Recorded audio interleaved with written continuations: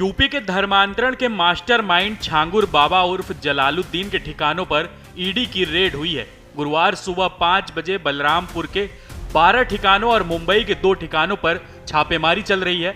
सूत्रों के मुताबिक ईडी की जांच में पता चला है कि गिरोह के 30 में से 18 खातों में अब तक करीब 68 करोड़ रुपए का ट्रांजैक्शन दर्ज हुआ है। महज 3 महीनों में 7 करोड़ रुपए की विदेशी फंडिंग इन खातों में ट्रांसफर की गई। यह रकम हवाला और मनी लॉन्ड्रिंग नेटवर्क के जरिए विभिन्न देशों से भारत में भेजी गई है। छांगुर गिरोह की गतिविधियों से जुड़े आतंकी नेटवर्क के दस्तावेज भी हाथ लगे हैं। एक बड़ी इमारत को आतंकी ट्रेनिंग कैंप के तौर पर इस्तेमाल किए जाने के सबूत, 2 विदेशी फंडिंग से बंगला, शोरूम, फॉर्च्यूनर जैसी लग्जरी गाड़ियां खरीदी गईं। वहीं 3 दरगाह में हर साल भव्य उर्स होता था, जिससे देश विदेश के लोग जुटते थे। ईडी की कार्रवाई में छांगुर नेटवर्क का एक अहम नाम सामने आया है, शहजादा, जो छांगुर का बेहद करीबी बताया जा रहा है। ईडी टीम ने मंगलवार सुबह मुंबई बांद्रा इलाके में शहजादा के ठिकानों पर छापेमारी की।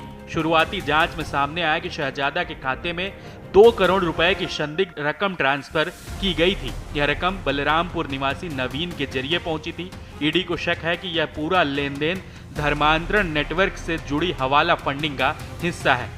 इस पैसे का इस्तेमाल छांगुर गिरोह की गतिविधियों को संचालित करने और धर्मांतरण के काम को फैलाने में किया गया। अब ईडी मुंबई से लेकर बलरामपुर तक इस पूरे नेटवर्क की कड़ियां जोड़ने में जुट गई है, जिससे अवैध कारोबार, मनी लॉन्ड्रिंग और अंतर्राष्ट्रीय फंडिंग की परतें खुल सके। वहीं छांगुर बाबा के ट्रस्ट और कंपनियों के नाम पर भी 8 बैंक खाते मिले हैं। अस्वी इंटरप्राइजेस, अस्वी चैरिटेबल ट्रस्ट, बाबा ताजुद्दीन, अस्वी बुटीक, इनमें 9 करोड़ रुपए की एंट्री दर्ज की गई है। इसके अलावा यूएई, दुबई और शारजाह में स्थित विदेशी बैंक खातों का भी पता चला है। इनमें एक्सिस बैंक, एसबीआई, एचडीएफसी, एरिमेंट्स, NBD, Federal Bank, Al Ansari Exchange के जरिए भारत में विदेशी फंड भेजा है। इधर एटीएस से जुड़े सोर्स ने बताया कि छांगुर ने लव जिहाद के लिए मुस्लिम युवकों की टीम तैयार की थी। 2023 में अब तक इस टीम ने 1000 से 1500 लड़कों को इस काम के लिए पेमेंट दी गई।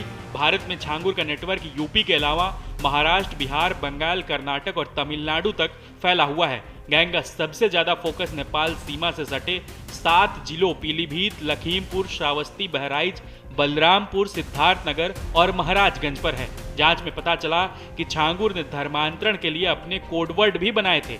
इसमें ब्रेन वॉश करने के लिए काजल लगाना, धर्म परिवर्तन को मिट्टी बदलना, नई लड़की के लिए नया केस या प्रोजेक्ट, बाबा के सामने लड़कियों को लाने के लिए दीदार कराना कहा जाता था। इन कोडवर्ड्स के जरिए छांगुर अपने लोगों से बात करता था ताकि किसी बाहरी को पता न चले कि अंदर क्या हो रहा है। इस गिरोह का शिकार बन चुकी ज्यादातर महिलाओं की उम्र 30 साल से कम है।